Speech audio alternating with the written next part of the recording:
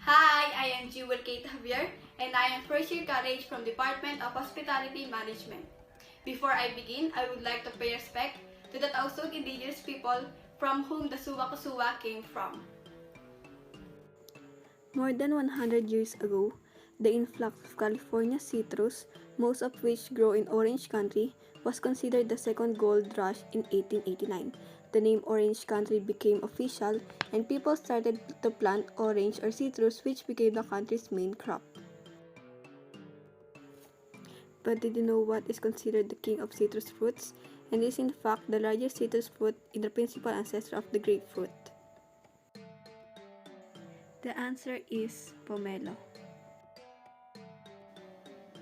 Pomelo came from Southeast Asia, where most of its wild varieties have been growing in Malaysia. The first attempt to commercialize pomelo started in the 90s in Florida and California.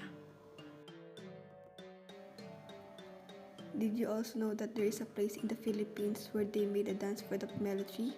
In particular, the Tausug indigenous group in southern Mindanao, Philippines made a dance for the pomelo tree called Suwa Kusuwa. Literally means my pomelo tree or my pomelo flower.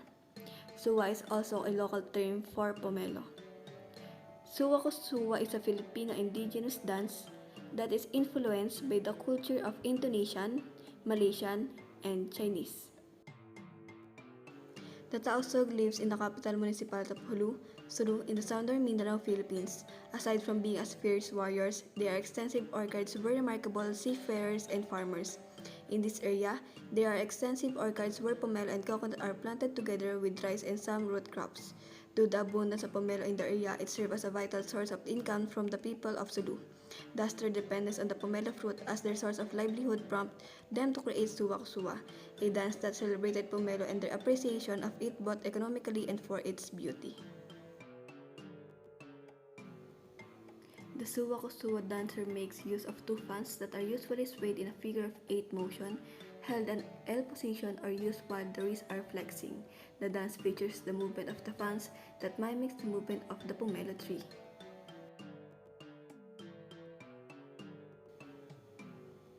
As the Tausug tell their story through their movements, the choreographic use of the fan transform it into tiny sails, face mirrors, butterflies, shield, and leaves throughout the dance. The fans also resemble the rustling leaves of the pomelo tree as it is blown by the wind. Here is what the traditional Tausug costume looks like. The women wear top called barasawi, a printed or plain Chinese silk or cotton material which serves as a traditional loose blouse used in the dance. It is a long sleeve top with deep keyhole neckline and extra panels attached to the right and left part of the chest, which are decorated with tiny brass buttons. Their pants, also known as sawal or kantiyo or loose Chinese pants, with soft white band attached to a wide waist. The men wear a short waist collarless shirt, studded with tiny brass buttons, which is also made up of printed or plain Chinese silk or cotton material. Both dancers wear a siyag or shoulder band, which is separate wrapped around malong or tubular cloth. And that's the story about Suwa Kusuwa. And now I will perform the dance Suwa Kusuwa.